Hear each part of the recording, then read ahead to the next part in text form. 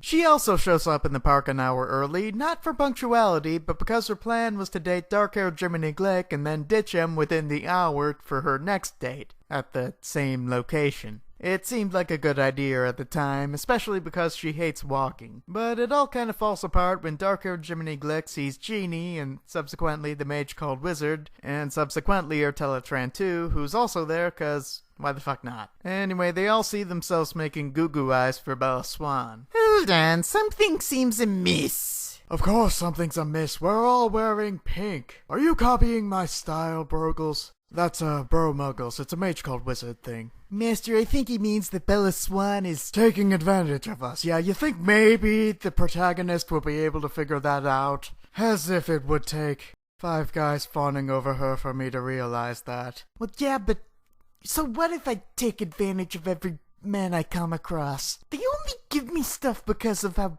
beautiful and perfect I am. Ma'am, I'm still totally desperate enough to go for you, but you gotta know that you're not exactly... I don't have to listen to this. It's over between us. Unless you want to keep giving me stuff, in which case I still love you. Bella Swan runs off, but only to be pulled underground by who else but Senor Penisy Clown Shark, who I guess has been stalking her but wasn't really paying attention when she was by herself earlier. Senor Penisy Clown Shark takes Miss Swan to an underground leaky construction site, cause they have those in Neo-Wizard Japan instead of sewers, and there he threatens her. I wonder, what will make you fall into despair if not my empty threats to kill you? Would it work if I got a penisy clown on your face? Meanwhile, simultaneously, the mage called Wizard is staring at the giant hole in the ground left by Senor Penisy Clown Shark. The toy unicorn he sent after Penisy Clown Shark earlier is neighing at this hole. Hey, get back to work being off screen. Yeah. Something in the hole. Oh, blessed Satan, you're a good boy, but I don't go outside anymore. I have a home now. Yay. Oh, the Penisy Clown Shark. Why didn't you say so? Yay. And you're a girl. Well, how should I have known? Your name is Unicronix the Bloodstone. Actually, that makes a lot of sense. But I have to go now for talking about it, so let's try something new. Changing to his yellow form, the mage called Wizard uses the power Pismic to turn himself into a human pea drill. And like that, he drills his way to Senor Penisy Clown Shark, after which he vomits on account of the spinning and the pee everywhere.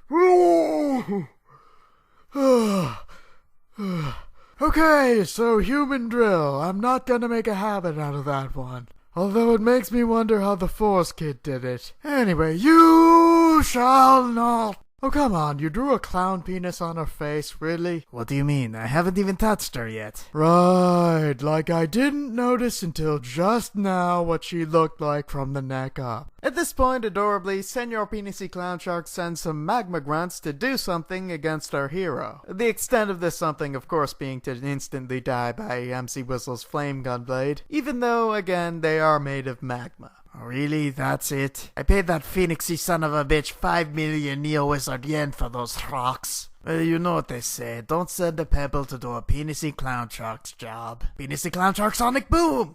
MC Whistles is buried after Senor Penisy Clown Shark targets the ceiling with his energy rings, so Senor Penisy Clown Shark begins to gloat. You will never escape from that pile of dirt and concrete, guy I just saw drill through the ceiling. But just in case, I'm getting out of here. After escaping the rubble by burning it, the mage called Wizard takes a second to regain his composure and realize that his hell flames are pretty overpowered. He then looks around, but both the monster and Senor Penisy Clown Shark have gone. Wonderful, so they're both gone and there's vomit in my mask. And I don't really know what'll happen when I make the suit disappear.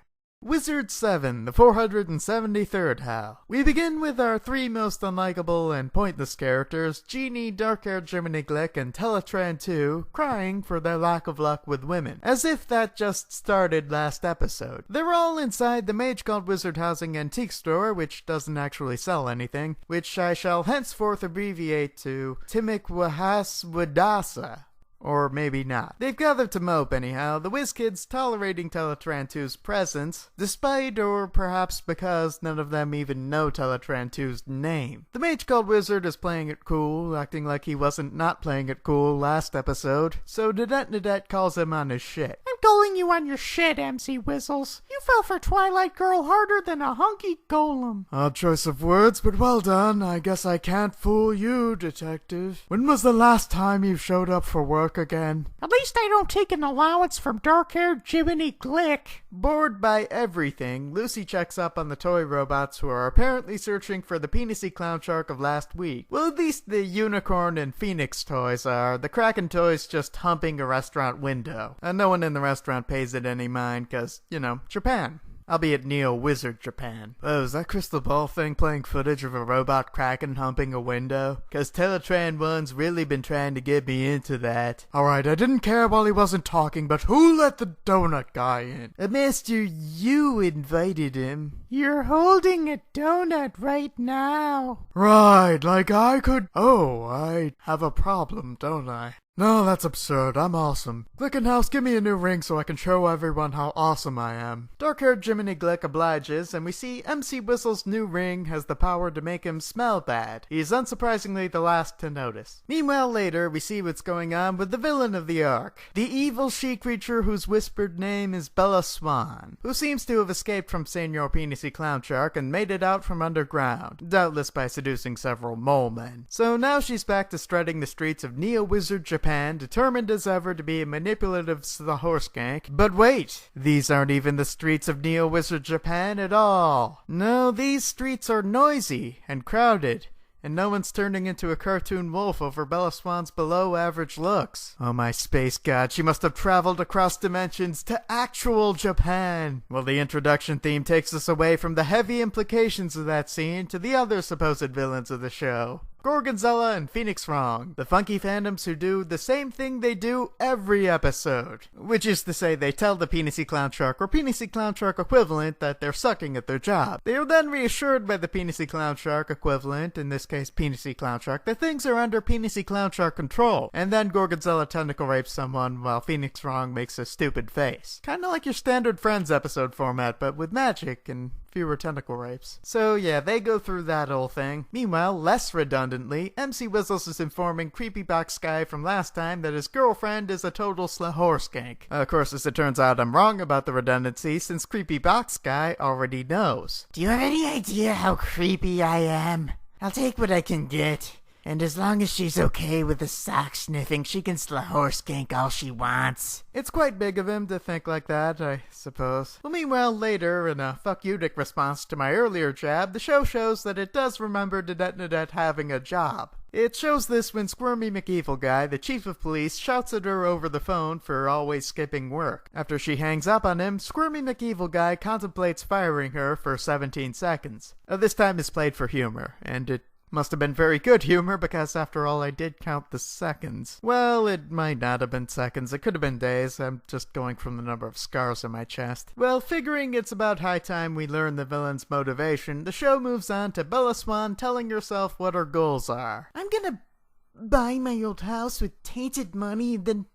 everything will be like it used to be. My manimal harem will come back, and my stupid dead dog will be alive again. And I can finally stop all this hard work I'm doing, making guys give me stuff. Oh wow, you blurted out everything I needed to hear like a minute after I went invisible. I suppose I should have done this from the start. Having revealed himself, Penisy Clown Shark grabs a picture of Bella Swan's family and breaks the frame. Losing the only picture of your family will surely drive you to despair. Ugh, I have like a dozen copies of that, and you only broke the frame. Meanwhile, simultaneously, and just outside, the Mage Called Wizard is being escorted somewhere for something unestablished by Nadette. It's around here somewhere. I keep telling you that map to Vague Bones' treasure must be fake. The directions are just too general. Then why did you come with me? Because I can't take any chances when Vague Bones is involved.